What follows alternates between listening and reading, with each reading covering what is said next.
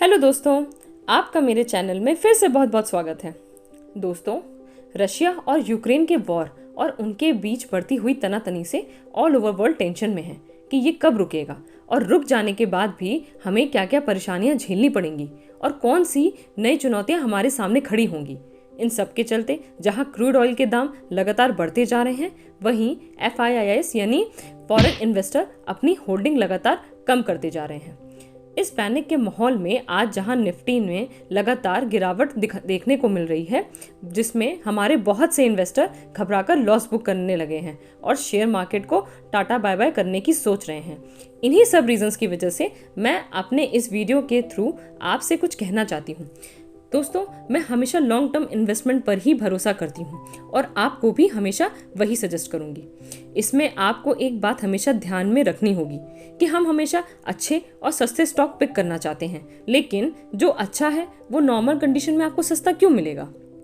अगर वह स्टॉक अपने कॉम्पिटिटर्स की तुलना में कुछ स्पेशल या हटके है तो उस क्वालिटी के लिए प्रीमियम पर ही उसे खरीदना पड़ेगा। लेकिन अगर कोई ऐसी सिचुएशन आ जाती है जिस पर हमारा कंट्रोल नहीं होता या कोई एकदम अप्रत्याशित हो, जैसे कोई महामारी, जैसे कोविड के केस में देखा था हमने, या भूकंप या बाढ़ या वॉर जैसी स्थिति आ जाए, या कोई भी रीजन जिसका इम्पैक्ट ऑल ओवर वर्ल्ड की इकोनॉमी में पड़ता दिखे, ऐसे में हमारे इंडियन मार्केट ही नहीं बल्कि ग्लोबल मार्केट की भी पिटाई होते दिखती है। लेकिन क्या इसका ये मतलब है कि सारी कंपनीज बेकार हो गई हैं, या उनका प्रोडक्शन रुक गया है, या उनमें फ्रॉड हुआ है, या फिर उनकी डिमांड ही खत्म हो गई है? नहीं दोस्तों, ऐसा कुछ भी नहीं है। कंपनीज की इंटरनल सिचुएशन जस की तस ही है। ये सारा इम्पैक्ट तो बाहरी कारणों की वजह से है, जो कि हमेशा नहीं रहने वाला है। फिर हमें इतना पैनिक होने की क्या जरूरत है?